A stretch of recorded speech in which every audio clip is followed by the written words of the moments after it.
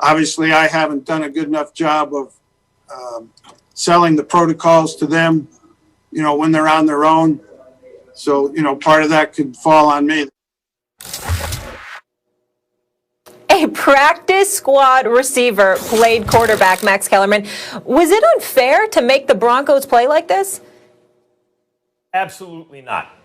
Absolutely not. Stephen A. brought this up all the time, right, over the last several months. Who didn't want the bubble? Who resisted it?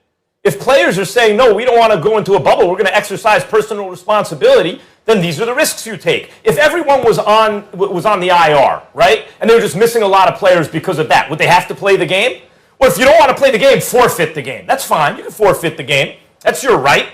But that's going to be an L. If your only chance to try to win that game, they don't need to reschedule it, nothing like that, is play and win or take your loss. Hold that L. That's how it goes, right? I mean, Stephen A., this is not that complicated. I know it sounds harsh, but you want to get through the season? Yes or no? We're playing football in the middle of a highly contagious and tricky, disease, a pandemic. So these are the risks you take. And by the way, did someone break protocol in the quarterback room, right, on the Broncos? So hold on a second. It comes down to personal responsibility. If you're the players, you don't exercise any or enough, and then there's a COVID outbreak, you're missing players. The other team should have to forfeit, should have to postpone.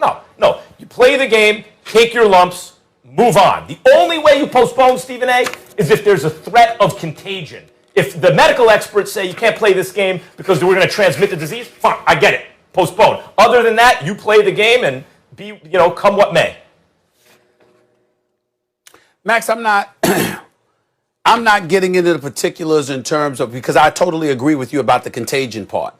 I also agree with you from the standpoint that, look, the players had an opportunity to have a bubble. They didn't want a bubble. Here's where we part ways, and I emphatically disagree with you. I'm thinking about the fans in this regard. Max, this is an extreme situation. There are alterations. There are exceptions that are made when extreme circumstances take place. They did not have a quarterback. According to folks in the NFL, the Broncos actually called to try to beg the NFL to allow their quality control coach to come onto the field and play quarterback for them because he knew the playbook. That's how desperate of a situation it was. So you are the New Orleans Saints, and you walk into a game playing against a team that literally, not figuratively, literally has no quarterback. There's nobody to play the position. I would have rather had them, they've been made to forfeit the game than be subjected to that kind of stuff. Because again, you're playing, you still got defensive players, you're still playing a football game. It's still a violent sport. Somebody could ultimately go out there, get themselves hurt, etc., etc. I understand this kind of stuff comes with it. I get it. But I'm saying that there are extreme circumstances that could take place at a time where you're literally looking at a game and saying, we're really going to play this game. You have a situation where no quarterback was available. And when I heard the news Saturday night, Max, no quarterbacks are available for the Denver Broncos, you know what I actually thought about and tried to speak to the NFL about, but I couldn't get anybody on the phone over the weekend? I actually think that it's gotten to a point where the NFL should halt the season for 2 weeks so everybody could get their ducks in a row, everybody could get their act together, and then come back after that 2-week hiatus and have a bubble kind of atmosphere in their respective cities. Now you're talking. And just enforce it for the last month to 6 weeks. That's how bad it was Saturday. You can't, to me, you're cheating the fans, even though there weren't any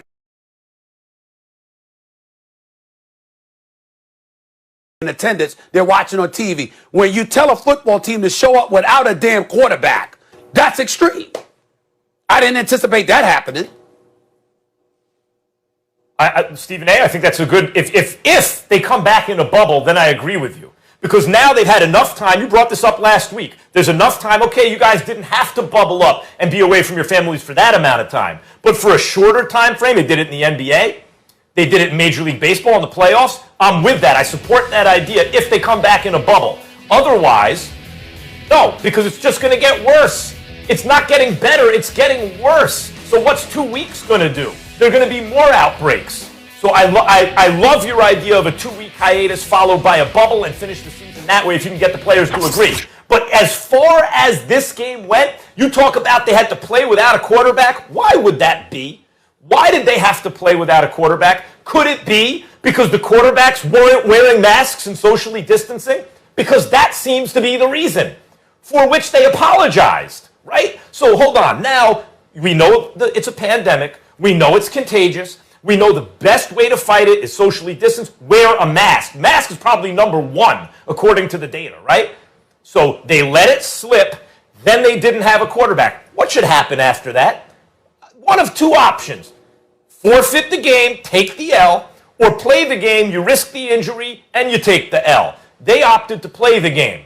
But either way, the other team should not be punished for their lack of, which I kept hearing before the season, personal responsibility. They didn't take it, they lose. The bubble idea, Stephen A., I'm on board. 2 weeks in a bubble, I'm on board. I'm certainly not an advocate of those who followed protocol and were ready to play suffering. I get that part. All I'm saying is that there are millions of fans that are watching. We actually do matter too, okay? Even though we're not in attendance, we're watching on our television sets. And if you're living in the city of Denver or you're anywhere in the nation and you're a Denver Broncos fan and you don't have a quarterback, to me, you're not qualified to play the game, period. You should, to me, there's not a game that should take place. If the quarterback position is a position that you're supposed to have fulfilled, obviously so, and you don't have any of your dudes eligible to play, none of them, to me, you shouldn't be playing the game. So what's the difference? Tell me what the difference is between what happened to the Broncos. Quarterbacks don't wear a mask. They wind up with COVID. They don't have quarterbacks to field, right? And let's say a team where the quarterbacks were riding a motorcycle or something like that, and there was an accident and they all got hurt. They're on the IR. What's the difference? We know that there is a physical danger and that you need to take certain steps to protect yourself and others, and they didn't, and as a result, they weren't available to play. If they had an accident from careless behavior and weren't available to play, we wouldn't talk about postponing the game. They'd have to play without a quarterback, and that's what happened. Yeah, but you're talking about what we wouldn't talk about. You're not talking about my position, because my position is if you're a football team and you don't have a quarterback, not a quarterback, you don't need to be playing that game. I don't give a damn whether it's a motorcycle accident or COVID-19. If you don't have a quarterback that's been on the roster that's eligible to play, you shouldn't be playing the game, because that's a prime position in the sport of football, period. You don't have a quarterback, you shouldn't be playing.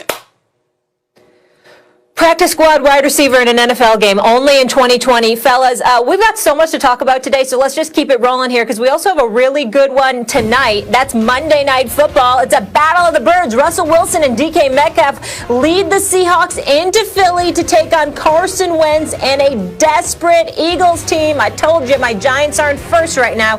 8 Eastern on ESPN, ESPN Deportes, in the app.